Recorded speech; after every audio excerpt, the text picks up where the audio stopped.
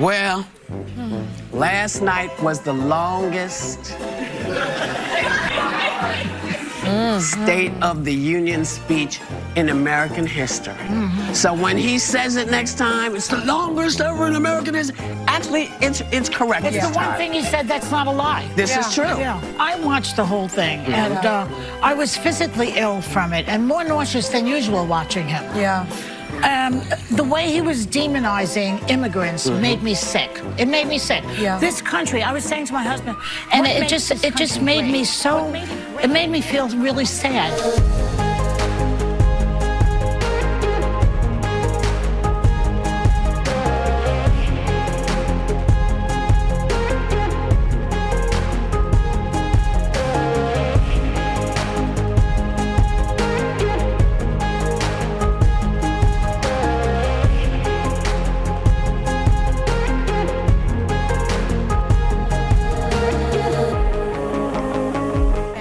I watched the whole thing too. I almost fell asleep because it was so boring, actually. Worse than him are the sycophants and the acolytes who are praising him and going along with him. Yeah, that demonization of the entire Somali population. Saying that people are illegal aliens. That really matters. We haven't used that term for so long. Now it's back in vogue. He's not well. The man is not well.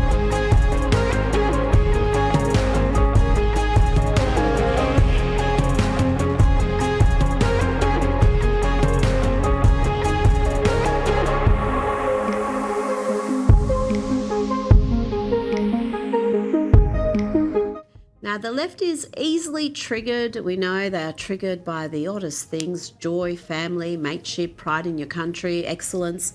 And they were really, really triggered when they saw FBI Director Kash Patel partying with the triumphant US ice hockey team, who had just beaten arch rivals Canada to win gold at the Winter Olympics.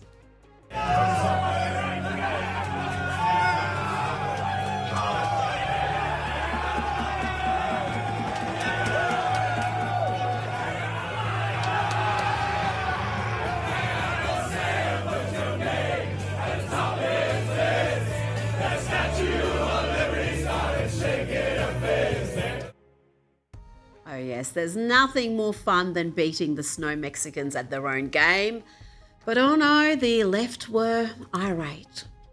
I don't even know what Kash Patel was doing there. I mean, he was chugging beer. Honey, you're not playing. You're not, and he's behaving like he's like a member of Animal House on that show. Beyond the money, it's the optics for me, because I'm a little old school, but I like when the law enforcement and directors of FBI were like serious and like borderline boring. Like, I don't want to see them. I want to know they're hard at work, because there's so much going on. Today, we wake up hearing about the head of a Mexican cartel being killed, and we know that there was a shooting and someone died at Mar-a-Lago over the weekend. Nancy Guthrie is still missing. So Nancy Guthrie is missing. Did you hear that? Nancy Guthrie is missing, so Kash Patel, the director of the FBI, can't have any downtime whatsoever. Now, this next view panelist thinks the FBI director should also be involved in geopolitical disputes in the Middle East. She wants to send Kash to Iran. He is not doing the job. If you look at the threats we are facing in the world, right now there's a huge military buildup outside of Iran. We might be on the brink of war. Iran has terrorist networks all around the world, and he's chugging beer instead of paying attention to this. Where do they find these simpletons? It's hard to be the dumbest at a desk that includes Anna and Sunny, but you managed it, girl. And if the View ladies were mad before, they will be filled with rage when they see this. You are all unbelievable. You know, I tell you what, we're giving the State of the Union speech on Tuesday night. I could send a military plane or something, but if you would like to, it's the coolest night, it's the biggest. We're in. Yeah. Boys are going to the State of the Union. The nice thing about being president is I can tell you, you don't have to worry about the weather or land. I got it, boss. I got it. I'm on it. Congratulations. That was an unbelievable game. You're going to be proud of that game for 50 years as you grow older. I'm going to shake hands with everybody, but I got to shake hands with that goalie.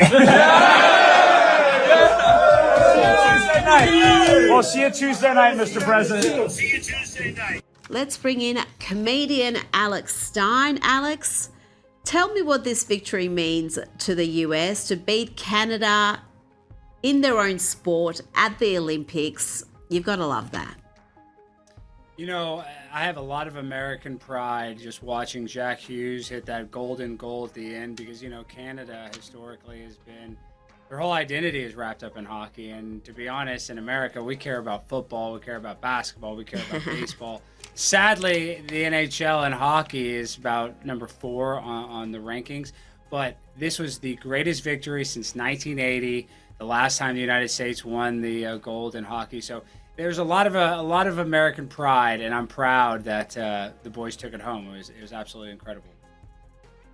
Now, there's been a lot said by athletes at the Winter Olympics, athletes who've come out and said we're conflicted about representing America, but not this team. There seemed to be nothing but pride, and they're going to be there for the State of the Union address.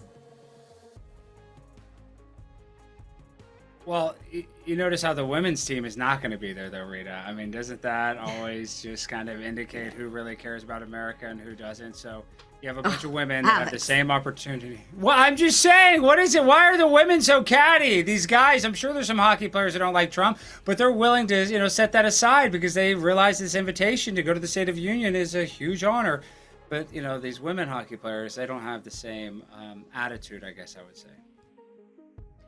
Well, quite a few of the naysayers, the athletes that we've heard from saying they're conflicted about representing America, including Hunter Hess and Amber Glenn, they've really have done terribly in these Winter Olympics. Amber Glenn even blamed her menstrual cycle for her poor performance. Do you want to tell me more about that, Alex?